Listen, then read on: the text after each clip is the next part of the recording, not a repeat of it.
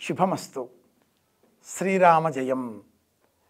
శృతిస్మృతి పురాణానామాలయం కరుణాలయం నమామి భగవత్పాద శంకరం లోకశంకరం.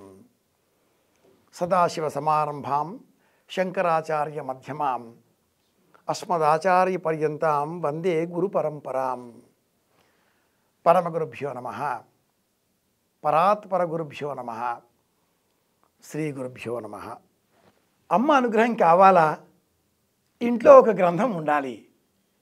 అమ్మను అర్చించే క్రమంలో సరస్వతీ పూజ, ఆయుధ పూజ, వాహన పూజ, సీమోల్లంఘనం 4 మెట్లు, సప్తమి, అష్టమి, నవమి, దశమి. మూలా నక్షత్ర సంబంధంగా అర్చన చేసే సమయంలో ఇంటిలో సరస్వతీ పూజ చేస్తూ ఉంటాం. పిల్లలకు అక్షరాభ్యాసం చేసే సమయంలో కూడా ఇంటిలో సరస్వతీ పూజ సర్వసామాన్యం. నవరాత్రులు ఎప్పుడైనా అందులో సరస్వతి ఆరాధన తప్పనిసరి. సత్యనారాయణ వ్రతం చేసుకున్నా కూడా అనంతరం చివరలో ఆ వ్రతం పుస్తకం మీద అక్షింతలు పెట్టి పూజ చేస్తూ ఉంటాం. గురుచరిత్ర కావచ్చు, ఇంకేదైనా కావచ్చు. జ్ఞానం పుస్తక రూపంలో అన్నప్పుడు దసరా సందర్భంగా ఈ గ్రంథం పరమాహ్లాదకరమైనటువంటిది, సమస్తమైనటువంటి అమ్మవారి అనుగ్రహాలను మనకు అందించేటటువంటిది. గ్రంథం సౌందర్య లహరి.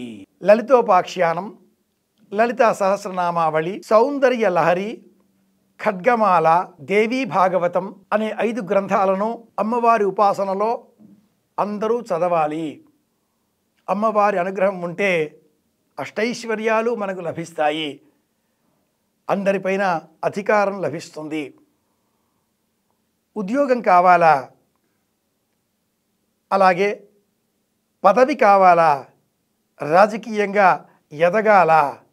ఇంటిలో ఒక స్థాయిలో మన మాట చలామణిలోకి తెచ్చుకునే విధంగా ప్రవర్తించాలా? భార్యాభర్తల మధ్య గొడవలు పెరుగుతున్నాయా? పిల్లలు చెప్పిన మాట వినడం లేదా? సమస్య ఏదైనా సమాధానం ఒక్కటే, సౌందర్య లహరిని ఉపాసన చేయడం. వినడం, చదవడం, తెలుసుకోవడం, మూలంగా కూడా ఆలోచన చేయడం, తత్వం తెలుసుకోవడం అంటారు విజ్ఞులు. అమ్మ అనుగ్రహం కావాలంటే రూపం చూడాలి, అనంతరం గుణం గురించిన ఆలోచన చెయ్యాలి, అనంతరం తత్వం సుబోధకంగా మార్చుకోవాలి. రూపము, గుణము, తత్వము అనే 3 మెట్లలో సౌందర్య లహరి మనకు మార్గాన్ని సూచిస్తుంది. ఆ గ్రంథం ఈ గ్రంథం. ఇలా చూచినట్లయితే చతుర్భుజగా ఉన్న అమ్మవారు సమయాచార విధానాన్ని అనుసరించి చెరుగుగడ చేతబుచ్చుకొని చేతిలో కమలం పువ్వు పట్టుకొని నారాయణీ నమోస్తుతే అని మనకు బోధ చేస్తున్నట్లుగా నమస్కరించేటటువంటి సాధకులందరినీ కూడా ఆశీర్వదించే దివ్యమైన రూపం అయి ఉన్నది. అమ్మ మార్గాన్ని అనుసరిద్దాం. నవరాత్రులలో లేదా ప్రతి శుక్రవారం నాడు లేదా అష్టమి నాడు, త్రయోదశి, చతుర్దశి ఈ తిథులలో అమ్మవారి అనుగ్రహం కోరి మనం చేసే అర్చనలో సౌందర్య లహరి తప్పనిసరి అని మార్చుకుందాం. గురువును స్మరించకుండా గ్రంథం చేత పట్టుకోరాదు. గురువెవరు? తండ్రి మొదటి గురువు. సమస్త లోకాలకు గురువు కృష్ణ పరమాత్ముడు. గురువు అన్న పదం వినగానే బహువచనం కూడా స్ఫురించక తప్పదు.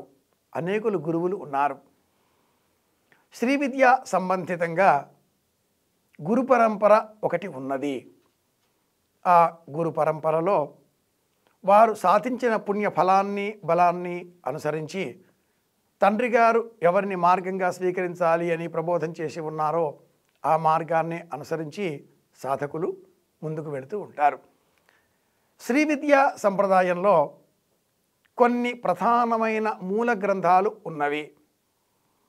అద్వైతం అనగానే స్ఫురించేటటువంటి శబ్దం శంకర భగవత్పాదులు కాగా, శంకర భగవత్పాదుల వారిని మించిన శ్రీ విద్యోపాసకులు మరి ఒకరు లేరు అనే మాట కూడా ఉంది. శంకరుల వారి గురుదేవులు గౌడపాదుల వారు సైతం సౌందర్య లహరికి రచించినటువంటి ఒక వ్యాఖ్యాన రూపం పరమపూర్వమైనటువంటిది, అపూర్వమైనటువంటిది ఆధారంగా అనేకులు ఉజ్జాయింపుగా సుమారు ఒక 36 మంది ఇంకా ఎక్కువే వ్యాఖ్యాతలు కాగా ఆనందలహరి సౌందర్యలహరి అనే రెండింటి మిశ్రమంగా 100, 101, 103 శ్లోకాలతో అపురూపమైన అద్భుతమైన శ్రీ విద్యా సంబంధితమైన గ్రంథాన్ని నేటి కాలంలో అనేకులు అనర్గళంగా పారాయణ చేస్తున్నారు. అయితే లలిత సహస్రనామావళి అనగానే సౌభాగ్య భాస్కరం ఎలా జ్ఞాపకం వస్తుందో అలాగే సౌందర్య లహరి అనగానే ఒక పరమాద్భుతమైన గ్రంథం మనకు జ్ఞాపకం రాక తప్పదు. సమయామోదిని అనే నామంకల పూర్వాశ్రమంలో తుమ్మలపల్లి రామలింగేశ్వరరావు గారు అనేటటువంటి నామధేయంతో వ్యవహరించిన అద్వయానంద భారతి స్వామివారి విరచితం ఈ గ్రంథం. ఇది ఇంటిలో లేకుండా లలితోపాసన సంపూర్ణం కాదు.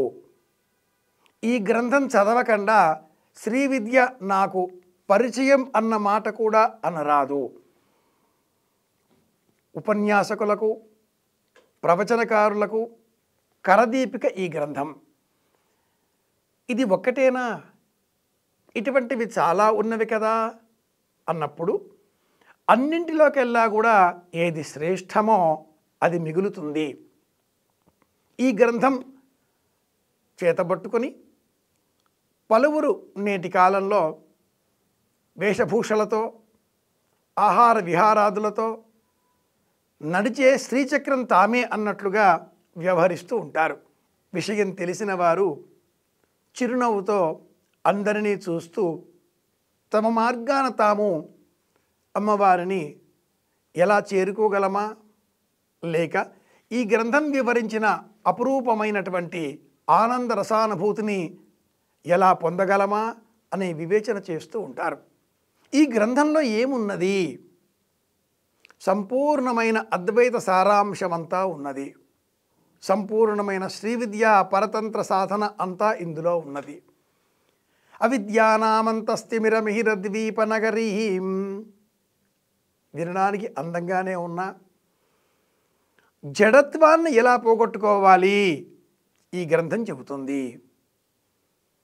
విద్య అవిద్యగా మారుతున్న ఈనాటి కాలంలో అవిద్యను విద్యగా మార్చుకునే మార్గాన్ని సాధకానాం హితార్థాయ బ్రహ్మణో రూపకల్పన సౌందర్య లహరిలో ఉండే ఒక్కొక్క శ్లోకానికి టీకా, తాత్పర్యం, యంత్రం, వినియోగం, అనుభూతి, వ్యాఖ్య, ఈ విధంగా సమస్తమైన సమగ్ర వివరణతో ఈ గ్రంథం మనకు లభిస్తున్నది. వ్యాఖ్యానం చేయడం అంటే 5 లక్షణాలు తెలిసి ఉండాలి అంటారు సంప్రదాయం తెలిసిన వారు. గురుబాల ప్రబోధిక తదితర గ్రంథాలను మనం పరిచయం చేసుకున్నట్లయితే ఆక్షేపశ్చ సమాధానం వ్యాఖ్యానం పంచలక్షణం అనే శ్లోకం గుర్తుకు రాక తప్పదు. ఒక్క వాక్యం మనం చెప్పాలి, ఒక్క పదం మనం చెప్పాలి, మూలాధారం ఏదో ఉండాలి. మహి మూలాధారే ఈ గ్రంథం వివరిస్తుంది. యజమానులకు మేలు కలగాలనే ఉద్దేశ్యంతో పలువురు ఈనాటి కాలంలో దేవీ భాగవతంలో ఉన్న మణిద్వీప వర్ణన సొంత ఇల్లు మనకు అందిస్తుంది. బ్రహ్మాండ పురాణాంతర్గతమైన లలితోపాఖ్యానం శత్రువులపైన విజయాన్ని చేకూరుస్తుంది. మార్కండేయ పురాణాంతర్గతమైన సప్తశతి విజయాన్ని మనకు అనుగ్రహిస్తుంది. ఇక లలిత సహస్రనామావళి గురించిన మాటలు చెప్పనలవి కాదు. అయితే వీటన్నింటికీ కూడా భిన్నంగా పేరుకు తగినట్లుగా పరమమైనటువంటి ఆనందాన్ని మనకు అనుగ్రహించేదే సౌందర్య లహరి. స ఏకో బ్రహ్మణ ఆనంద అని 13వది ఏ విషయాన్ని మనకు ఉపనిషత్తు వ్యాఖ్యానం చేస్తుందో మానుషానందంతో ప్రారంభమైన ఆ అడుగుల వడి బ్రహ్మానందం చేరే నిమిత్తమే ప్రయాణం చేస్తూ ఉంటుందో ఆ వడిలో అంతకంటే మించిన ఒక రేఖ, తురీయమైనటువంటి జ్ఞానాన్ని మనకు అనుగ్రహించేటటువంటి రేఖ సౌందర్య లహరి రేఖ. ప్రతి వ్యక్తిలో కూడా ఒక విషయం ఉంటుంది, అది సుఖేచ్ఛ, సుఖం పైన కోరిక. సంతోషం రెండవది, ఆనందం మూడవది. సుఖం శరీరగతమైనది, సంతోషం మనస్సును ఆశ్రయించేది, ఆనందం ఈ మూడింటి పైన ఉన్నటువంటిది. నరం వర్షీయాంసం నయన మలినం నర్మసుజడం. సరిగ్గా మాట్లాడడం కూడా రాదే మనకు, అయినా కూడా మనమంటే పలువురు ఆకర్షింపబడుతున్నారు. కేవలం అమ్మ అనుగ్రహం మాత్రమే ఉన్నట్లయితే సులభంగా ఏదైనా సాధించుకోవచ్చు. చైత్రమాసంలో వసంత నవరాత్రులు, ఆషాఢమాసంలో వారాహి నవరాత్రులు, ఆశ్వయుజ మాసంలో శరన్నవరాత్రులు, పౌష్యమాసంలో శాకంభరీ నవరాత్రులు, మాఘమాసంలో రహస్య గుప్త నవరాత్రులు. 5 విధాలుగా ఉండే ఈ నవరాత్రులలో అమ్మను ఆరాధన చేసే నిమిత్తమై అందరికీ ఉపయుక్తమైనటువంటి గ్రంథం ఈ సౌందర్య లహరి గ్రంథం. మూల శ్లోకాలను సులభంగా మనం పారాయణం చేసుకోగలుగుతాం. కానీ అర్థం తెలిసిన తర్వాత పారాయణం చేసిన, స్మరించిన కలిగేటటువంటి అనుభూతి చాలా విశేషం. కౌళము, మిశ్రము, సమయాచారాదులలో ఉండే భిన్న భిన్నమైన మార్గాలు కాగా మార్గం ఏదైనా కరదీపిక ఒక్కటే, అది సౌందర్య లహరి. ఇలా ఈ గ్రంథాన్ని మనం తెరవగానే ఏ శ్లోకం చూచినా ఆ శ్లోకం వెనకాతల ఉండే శివశక్తి కామః అనుకున్నా, సుధామప్యాస్వాద్య అని చెప్పిన ఈ గ్రంథానికి మొత్తానికి ఉండేటటువంటి శిఖరాజమానమైనటువంటి శ్లోకం ఒక్కటి, అది 14వ శ్లోకం. దసరా నవరాత్రులలో 39వ ఆరాధన ఉత్సవాల సందర్భంగా అద్వయానంద భారతీ మహాస్వామి వారు మనకు అందించిన ఈ పవిత్ర గ్రంథాన్ని దసరా ఉత్సవాలలో సరస్వతీ పూజ సందర్భంగా వేదిక పైన ఉంచి పూజించినట్లయితే సమస్త సంకల్పాలు నెరవేరుతాయి, అమ్మ అనుగ్రహం సులభంగా లభిస్తుంది. ఎందుకంటే ఈ గ్రంథం మొత్తం మీద ఉన్నటువంటి అద్భుతమైనటువంటి శ్లోకం 14వ శ్లోకం. క్షితో షట్పంచాశద్విసమధిక పంచాశదుదకే హుతాశేద్వా షష్ఠి చతురధిక పంచాశదనిలే దివి ద్విషట్రింశః మనసి చ చతుషష్ఠిరితి యే మయూఖాప్తేషామభ్యుపరి తవ పాదాంబుజయుగం. ఏముంది ఈ శ్లోకంలో? సంపూర్ణమైన శ్రీచక్రం ఉంది.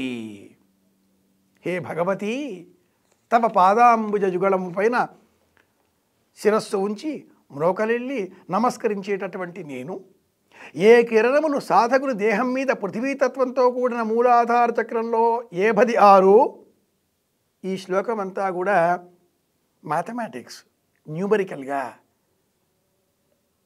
దైవాన్ని అక్షరాలలో అంకెలలో కూడా నిరూపిస్తూ మూలాధార చక్రం 56 కిరణాలు. ఇది పృథివీతత్వాత్మకం. జలతత్వాత్మకంగా మణిపూర చక్రంలో 52. సంఖ్య బాగా జ్ఞాపకం పెట్టుకుంటేనే ఆ అనుభూతి దేహమంతా ప్రసరించిన అనంతరం కావ్యానందానుభూతి మనకు సంపూర్ణంగా లభిస్తుంది. భూతత్వము, జలతత్వము అనంతరం అగ్నితత్వాత్మకమైనటువంటి అనాహత చక్రం మళ్ళీ 54, 56, 52, 54. 5 4వది తరుపతిది ఆకాశతత్వం. ఇది విశుద్ధ చక్రానికి ప్రతీక. విశుద్ధ చక్రంలో 72 ఇంకా పెరిగగా మనస్తత్వంతో కూడుకున్న ఆజ్ఞాచక్రంలో 64, ఈ అన్నీ కూడా మయూఖములు, కిరణములు. సూర్యకాంతి ఒకటి కాదు, ఒక్క కాంతి పుంజానికి 364 కిరణాలు ఉంటాయి. అవి ఎలా ప్రసరిస్తాయో, అజ్ఞానాన్ని తొలగిస్తాయో అంత జ్ఞానం ఈ ఒక్క శ్లోకంలో ఉన్నది. సంఖ్యలు చెప్పడంలో ఏకవచనం కూడా చెప్పే ఒక విధానం ఉన్నది. 20 ఏకవచనం అవుతున్నది. అష్టోత్తరం శతం వహ్నే షోడశోత్తర శతం రవేహే. అగ్నికి 108 జ్వాలలు, సూర్యుడికి 116 కిరణాలు, చంద్రుడికి 136 కిరణాలు అని ప్రమాణం. ఆ ప్రమాణాలన్నింటినీ కూడా సాధు సాధు అంటూ వివరించేటటువంటి అపురూపమైనటువంటి గ్రంథం ఈ గ్రంథం కనుకనే ఈ ఒక్కటి చేతిలో ఉంటే చాలు, ఈ ఒక్కటి చేతిలో ఉంటే చాలు. దసరా సందర్భంగా మాత్రమే కాకుండా శ్రీరామనవమి, వసంత నవరాత్రోత్సవాలలో కూడా అమ్మ అనుగ్రహాన్ని మనం పొందవచ్చు. క్షితోషట్పంచాశత్ అన్న ఒక్క శ్లోకానికే 10 పేజీల వ్యాఖ్యానం ఇందులో ఉంటే షట్కోణం శిరసిద్ధ్యాత్వా 5, 4 క్రమం 1, 4, 5 మార్గం 1. ఈ వ్యాఖ్యానంలో ఎంత సంపూర్ణమైన విషయం ఉన్నది అంటే సర్వతత్వాత్మకములు ఇందులోనే. ఈ శ్లోకానికి సంబంధించిన పరమమైనటువంటి యంత్రం ఇలా శ్రీం అనే బీజాక్షరంతో ఈ గ్రంథం మనకు వివరిస్తున్నది. శ్రీ విద్య అనగానే పుణ్యేంద్రనాథ మహాముని విరచితమైనటువంటి కామకళా విలాసాన్ని పలువురు జ్ఞాపకం చేసుకుంటూ ఉంటారు. 55 సూత్రములతో ఉన్నటువంటి కామకళా విలాసము ఏ సుఖేచ్ఛను, సుఖానుభూతిని ప్రస్తావన చేస్తుందో ఆ విషయమంతా కూడా శ్రీ అద్వయానంద భారతీ మహాస్వామి వారు అందించిన ఈ గ్రంథము మణిరత్నములో మనం గమనించవచ్చు. ప్రతి శ్లోకం శంకర భగవత్పాదుల వారు ఏ ఉద్దేశ్యంతో మనకు అందించారో ఆ ఉద్దేశ్యాన్ని దర్పణంలో వలె మనకు అందించిన ఆ మహానుభావుడిని తప్పక మనం జ్ఞాపకం చేసుకుందాం. లౌకికంగా ఆలోచన చేస్తే భార్యాభర్తల మధ్య తగవులున్నాయా? మాట అనుకుంటున్నారా? ఈ గ్రంథంలోని 5వ శ్లోకం చదవండి. హరిస్త్వామారాధ్య అంటూ ప్రారంభం అవుతుంది. ఇది 5వ శ్లోకం. హరిస్త్వామారాధ్య ప్రణతజన సౌభాగ్యజననీం పురానారీ భూత్వా పురరిపుమపి క్షోభ అనయత్. ఇది 5వ శ్లోకం. ఈ శ్లోకాన్ని పారాయణ చేసి అనంతరం ఏ విధమైన నైవేద్యాన్ని అమ్మకు సమర్పించాలి, ఎవరిని ఆరాధన చేయాలి, యంత్రం ఏమిటి అన్నీ కూడా చెబుతూ ఈ శ్లోకానికి సంబంధించిన నైవేద్యం బెల్లపు పరమాన్నం. ఇది ఈ మహానుభావుడు సూక్ష్మంలో మోక్షంలాగా మనకు అందించిన పరమరహస్యం. 14వ శ్లోకంలో శ్రీం అనే బీజాక్షరంతో యంత్రాన్ని చూపించిన ఈ గ్రంథం 3వ శ్లోకంలో కూడా శ్రీం అనే బీజాక్షరాన్ని ఇలా చూపిస్తూ విద్య కావాలా, పిల్లలు బాగా చదువుకోవడం లేదా, ఏకాగ్రత తక్కువగా ఉందా, జ్ఞాపశక్తి లోపించిందా, అలాంటి వాళ్ళంతా ఈ 3వ శ్లోకం త్వదన్య పాణిభ్యాం అనంతరం అంతకు పూర్వం వచ్చేటటువంటిది. అవిద్యానామంతస్తిమిరమిహిరద్వీపనగరీం జడానాం చైతన్యస్తబక మకరంద శృతిచరీం దరిద్రాణాం చింతామణిగుణనికా జన్మ జలధౌ నిమగ్నానాం దంశ్రామురరిపువరాహస్య భవతి అని వివరిస్తుంది. జగద్గురువులు ఏ ధర్మాన్ని మనకు బోధించారో అవిద్యానాం విద్య లేనటువంటి వారికి విద్య కావాలి, ఏది లేదో అది కోరుకుంటారుగా, ఇదిగో ఈ గ్రంథం ఇస్తుంది. జడానాం చైతన్యం లేదా, బద్ధకంగా ఉన్నారా, తొలగిస్తుంది. ఎవరివి? అమ్మ పాదాలు ఆశ్రయించే బుద్ధి. ఆ బుద్ధి ఉంటే ఈ గ్రంథం చదువుతారు. అలాంటి వారికి జ్ఞానోదయం అవుతుంది.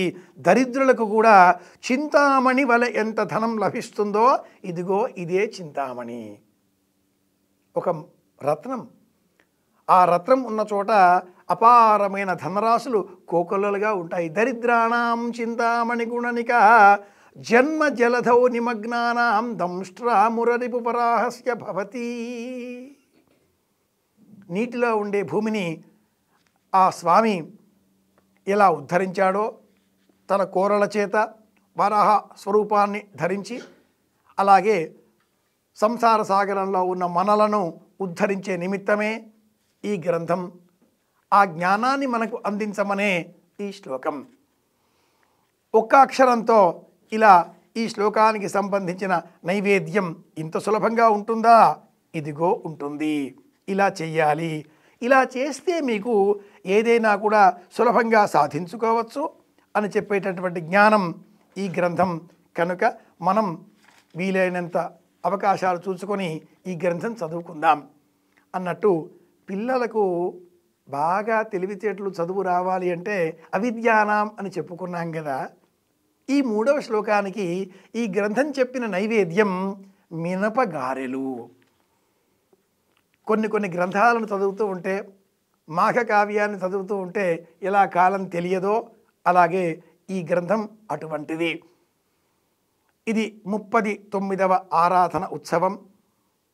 దసరా సందర్భంగా అని మాత్రమే కాకుండా ఏ ఇంట్లో ఎవరు శ్రీచక్ర ఉపాసన చేసినా ముందుగా ఖడ్గమాల పారాయణం చేయడం ప్రారంభం చేస్తూ ఉంటారు. 108 నామాలతో 96 కోణాలతో స్తోత్రం చేసే క్రమంలో చిన్న సూత్రం జ్ఞాపకం పెట్టుకుందాం. ఐం క్లీం సౌః ఇది బాలా మహామంత్రం. ఐం హ్రీం శ్రీం ఇది లలితా పరాశక్తి మంత్రం. ఐం శ్రీం క్లీం ఇది రాజరాజేశ్వరి మహామంత్రం. అక్షరం మారితే రూపమే మారిపోతుంది. కనుక అంత చిన్న సూక్ష్మంలో అమ్మను మనం దర్శనం చేసుకోవాలి అంటే ఈ గ్రంథంలో ఉండే మొట్టమొదటి శ్లోకం అన్నింటికీ కూడా శిఖరాజమానమైనటువంటిది. శివశక్త్యాయుక్తో ఈ శ్లోకం చెప్పకుండా ఈనాటి కాలంలో ఏ ప్రవచనకారుడు తన ప్రవచనాన్ని ప్రారంభించడు, ముగించడు. ఎక్కడో ఒకచోట ఈ శ్లోక ప్రస్తావన వచ్చి తీరవలసింది. తనీయాం సంపాంసం ఒక్కటేనా? అనంతం.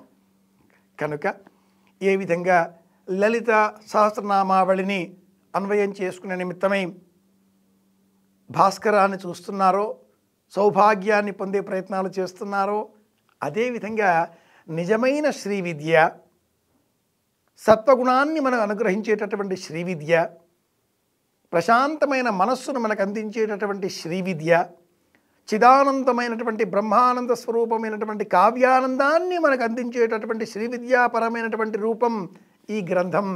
ఇది శ్రీ విద్యా పరరూపానికి సంపూర్ణమైనటువంటి బ్రహ్మానంద సమానమైనటువంటి కావ్యానందాన్ని మనకు అందించేటటువంటి సౌందర్య లహరి ఈ గ్రంథం. సమయామోదిని అన్న పేరుతో మనకు లభిస్తున్నది. కనుక ఈ గ్రంథాన్ని సరస్వతీదేవిని పూజించేటటువంటి సందర్భంగా మన ఇంటిలో వేదిక పైన ఉంచి నమస్కరించి ఆ తదుపరి అమ్మవారి అనుగ్రహంతో జ్ఞానాన్వేషణ చేసే ప్రయత్నం చేద్దాం. శ్రీ విద్యా సంప్రదాయం ఉన్నంతకాలం అద్వయానంద భారతీ మహాస్వామి వారు మన చుట్టే ఉంటారు, మనలను అనుగ్రహిస్తారు అని స్మరించుకుంటూ వారి ఆశీర్వచన కిరణాలతో యావత్తు సాధకులు అమ్మవారి అనుగ్రహానికి పాత్రులగుదురుగాక అని కూడా స్మరిస్తూ అమ్మవారిని స్తోత్రం చేస్తూ స్వస్తి. సర్వమంగళ మాంగళ్యే శివే సర్వార్థ సాధకే శరణ్యే త్ర్యంబకే దేవి నారాయణి నమోస్తుతే. వెంకటరమణ శాస్త్రి గారి పెద్దబ్బాయి కాకునూరు సూర్యనారాయణమూర్తి. శ్రీరామ జయం. శుభమస్తు.